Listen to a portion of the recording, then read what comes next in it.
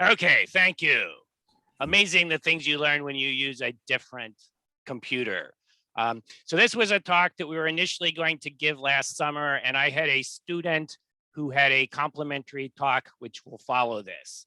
And so we had those two papers for the TGIS volume. We decided to combine them, and that paper has now been published, and you can see it there. So I will talk in this paper about what we can do LiDAR. And in the second paper, I will talk about what we could do with ISAT-2. And then I will also compare the results from the two different systems. So we talk about quasi-global DEMs, meaning they cover most of the Earth. And by most of the Earth, SRTM stops at a reasonably high latitude, but there are some uses further north. And then we have a series of other ones. There is a combination of radar derived and then stereo imagery. They're at 1 second and 3 second. And I'm going to concentrate in this only on the 1 second. So there are 5. Last summer, when we had the paper that was going to be presented, we only talked about 3 of those DEMs. And right as we were about to submit the paper to TGIS, the Copernicus DEM came out. And so we jumped in and added that one, as well as we added NASA DM. So we have 5 DEMs, all free, all easily available for everywhere in the low latitudes and into the mid latitudes. I'm going to start here with a visual comparison of the 5. In the bottom right, I show you the LiDAR derived DEM that we created from the LiDAR point clouds available at the test sites we're going to talk about. I'll notice that the LiDAR is the most crisp in terms of the ridges.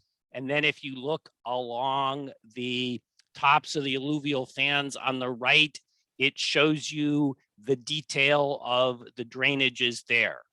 Of the 1 second DEMs, the best is clearly Copernicus. And if you only take one thing out of this paper, is that you should probably drop using SRTM, ALOS, and especially Aster, and go with Copernicus. But Copernicus is very similar in visual quality to the LiDAR. ALOS is the second best. SRTM and NASA are about the same. And then Aster is clearly the lowest quality of these DEMs. And lots of people have said that thing about Aster before. If you, instead of SRTM here, this one is just showing the USGS NED, which is their 1 second version. They've got better resolution, but this is comparable to the others. And if you'll notice, it's very similar to our LiDAR. Open Topography now has a data set for all of North America at 1 second, combining Canadian, USGS NED, and Mexican, which is a nice, easy way to get 1 second data for North America, but then it's not comparable to the others. So one of the nice things about the global DEMs is you have a data set that's comparable everywhere in the world. As soon as you start getting the better data from the national mapping agencies, you can't compare one place to another so easily. So our final test areas, we had 6 of them. We have one at fairly high latitude in Norway. That is near where the SRTM dies. And we have one down sort of near the equator at Oahu. We have the number of 1 second cells that we created from the LiDAR. The LiDAR data, you frequently can't get it for covering the exact area you want just because of the way it's provided. So you notice that we have, at the smallest case, we've got 33,000 cells, and the largest case, we've got almost 1 million. The median returns per 1 second cell, lowest case above 1,000, highest case 10,000. So you've got a lot of information about what was in that 1 second cell, which is what SRTM or Copernicus was trying to come up with a single elevation to record. And then we've got the returns per square meter, because that's probably something we think about more than per 1 second. And you notice these go from about 1.5 up to almost 20. Okay, we're going to look at some examples about what's happening in a single 1 second pixel. Again, if we've got 30,000 to 700,000 of these, we're going to have to do something else than try to look at these one at a time. But this gives us a sense of what's going on. So these are both in Hawaii in a fairly steep, very vegetated spot. And you can see that on the left, it goes from a little under 800 to over 850. And so the distribution of elevations in there, we're going to take all these points, come up with one. You notice that we're calling this the canopy. It is the height of the vegetation as well as whatever effect you have from the sloping ground. On the right of each of these two graphs, we've got the little 4 colored boxes. Those show you where the global DEMs came out in this analysis. It's not consistent. This one has SRTM at the bottom on the left. SRTM is in the middle on the right. We only start to see this when we start to look at tens of thousands of individual pixels. And this is just a Google Earth view of what 1 pixel looks like, sort of perched on the side of the mountain range. As another way of visualizing it, Slovenia has really nice lidar. This is 2 profiles. Yeah. They are 30 meters, or actually 1 second thick. And you can see where the 5 DEMs occur in each one. Is not bad. Do I have a problem, or is somebody else just talking? The one at the bottom, we show ALOS has a ½ second pixel overlap because of how they define their locations. So you'll notice, for instance, that the castle on the top of the hill looks different because we've moved into the plane of the page by 15 meters. It makes it hard to compare that DEM with the other ones.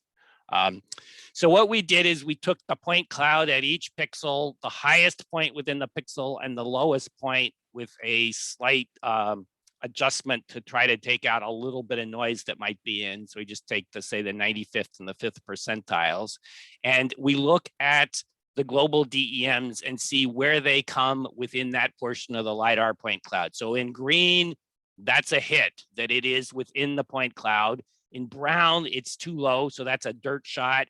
And blue is an air ball, where the global DEM says something above what the lidar showed. And we also had a ½ meter tolerance. So we said, okay, if it's within a ½ meter, that's okay, because most of these DEMs are integers and not floating point. You'll notice quite here, Copernicus is clearly the best. And on the other side, Aster is clearly the worst across all 8 of our test sites. We tried to get a better idea of where the global DEMs come within the point cloud, because I think most people would prefer a digital terrain model, bare earth, what the ground is. And all of the 1 second DEMs are observed from space with a sensor that does not penetrate the canopy, the vegetation, nearly as well as the lidar does. So to try to see, are we getting a DTM, a DSM, or something in the middle? So we normalize the lidar returns. 0 is the base, 1 is the top of the canopy, and then that distance is how far is the minus we're below and the positives we're above. The normalization says that in a flat area, being just a little bit above is different than being just a little bit above in a steeper area, but it's the best we could come up with. And so if the point is within the green, it was within the lidar point cloud. And you'll notice that some of them, again, have lots of air balls and dirt shots. The one I want to point out is the Copernicus is the dark purple, and the dark purple is always almost entirely within the point cloud. and then it is almost always exactly at about the 50th percentile. So it appears that Copernicus is getting the midpoint of all the points that the lidar saw, which is one thing that you might say you would like it to get. We did a look at the land cover using the Sentinel-2 land cover. These are three categories and all the results in bled. You'll notice with all the land cover in the upper left, bled is bimodal. There's a peak in the lower part and a peak in the upper part. And it turns out the closed forest where the Copernicus is not penetrating is the upper mode. And then the low vegetation and the open forest is where the Copernicus gets much closer to the ground.